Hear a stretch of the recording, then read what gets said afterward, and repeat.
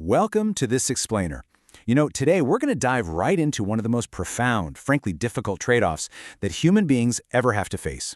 We're talking about those absolutely unbearable moments where we desperately ask the universe for a specific, immediate fix. And we're going to look at why history, philosophy, and ancient texts all agree that raw intelligence just won't save us in those moments, but wisdom actually might. Imagine this, and we've probably all been there, right? You kneel by a hospital bed, or maybe you're just sitting in your car in a parking lot right before a meeting where you know you're about to lose a massive contract. In those moments, you ask, quietly, for the medical diagnosis to reverse itself or for the marriage to magically unbreak. That is prayer in its absolute most honest, desperate form. But here is the ancient substitution that we see over and over again. The textual promise isn't that you get the specific outcome you begged for. The promise is that you get wisdom instead. I mean, let's be real. Nobody kneels in a car park asking for wisdom. If you feel like getting wisdom instead of winning that contract is a bit of an insult, well, you've understood the deal perfectly. For a long time, it feels like this theological consolation prize, right? Just a nice little way of managing our expectations. But to truly understand why wisdom beats raw intelligence, we have to actually take this substitution seriously and look at what's happening underneath it. Take a look at King Solomon for a second. He's newly crowned, he's holding on to this super fragile throne, and he is essentially handed a blank check by God. He could have asked for literally anything. Military strength, a long life, the defeat of his enemies, but instead he asks for an understanding heart, to discern between good and bad. And because he asks for that specific capacity, he gets the wisdom. But then, the riches and honor just arrive as this unrequested bonus. It's fascinating, because the things we actually want tend to arrive as a side effect of asking for the right thing. And hey, this isn't just an Old Testament pattern either. Look at the Epic of Gilgamesh, which is literally the oldest recorded story we have.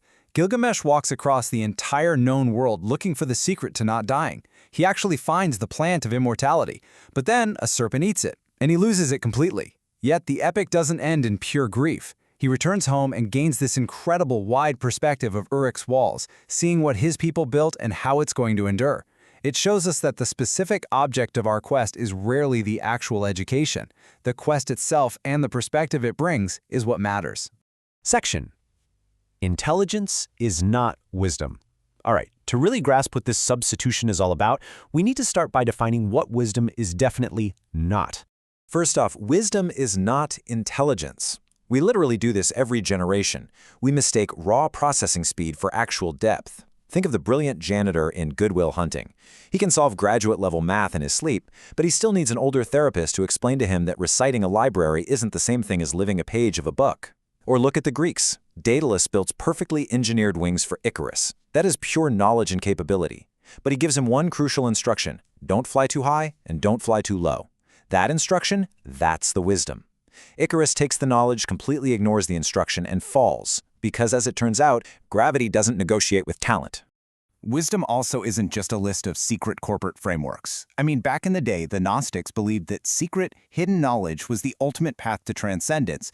Today, that translates to the executive just quoting 4-quadrant frameworks at you all afternoon. It's also definitely not cold, emotionless detachment either. Just look at the book of Job, or Psalm 88, which literally starts in darkness and ends in darkness without any tidy resolution.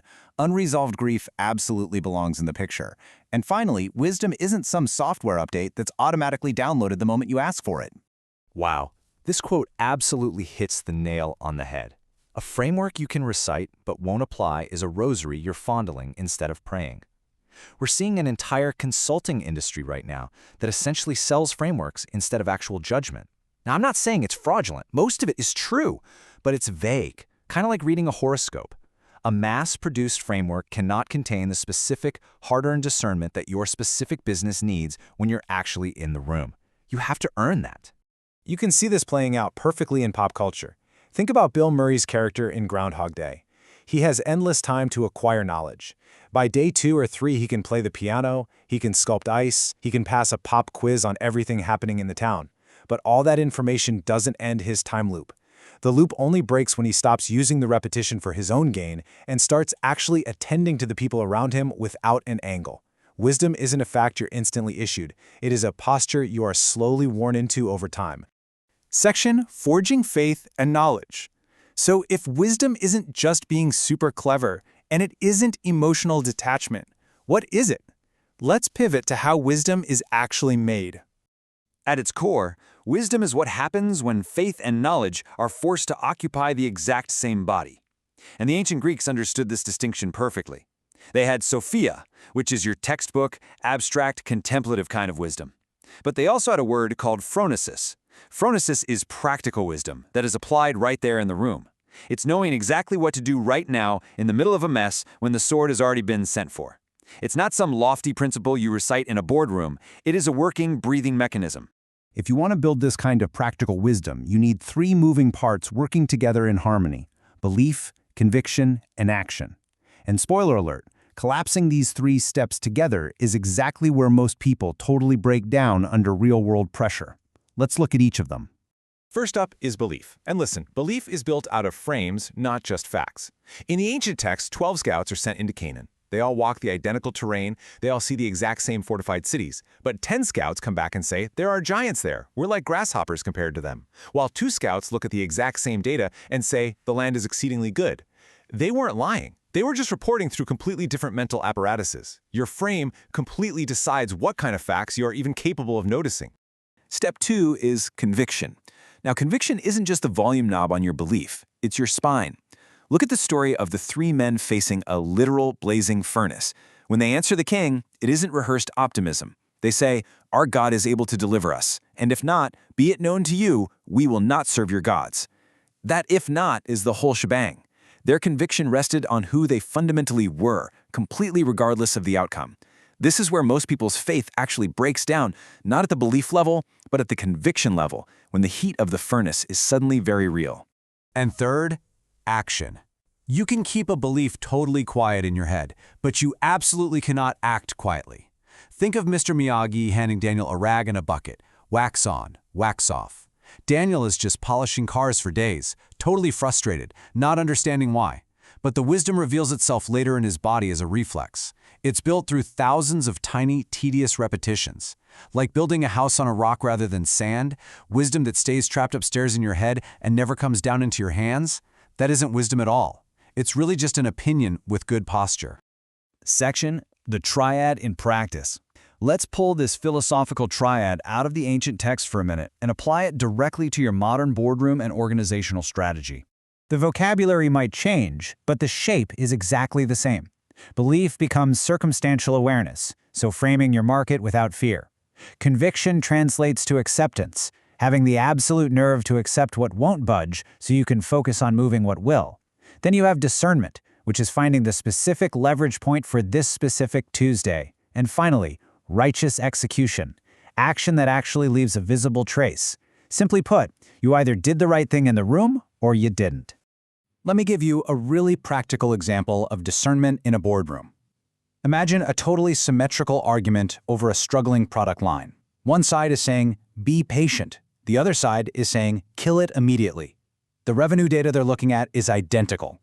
The discernment isn't going to be found in the data. It comes from asking a much sharper question. Not, can this product survive? But rather, would we start this today, from scratch, if we didn't already own it? Sunk cost basically never survives that question. But genuine long-term value does. Section, the ultimate promise. As we start wrapping up this explainer, we really need to return to a pretty harsh reality. Having this wisdom does not magically make the ride painless. Solomon was granted incredible wisdom, right? But decades later, his kingdom still started cracking under the weight of his own appetites.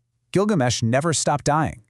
And the person praying desperately over that hospital bed, they don't always get the medical reversal they begged for. None of these stories end with a specific thing being perfectly rescued. They all end with someone left standing, who can look you in the eye and honestly tell you what it cost and what it all meant. And you know, this quote perfectly captures the real deal we're being offered here. The contract may still fall through tomorrow, the diagnosis might stay exactly what it is today, but wisdom promises you get to keep yourself standing upright, telling the truth about what happened on the other side of not getting it. It gives you an understanding heart and a mental frame that is actually wide enough to survive the news. And the truth is, that was always the better deal. We just don't realize it until we're holding it, instead of the thing we originally asked for. So I want you to think about your own life right now. Think about the car park, the hospital corridor, or sitting at the midnight kitchen table. When you look at the real desperation of your own requests, what are you actually asking for? Let that marinate for a bit. Thanks so much for joining me for this explainer, and I'll catch you next time.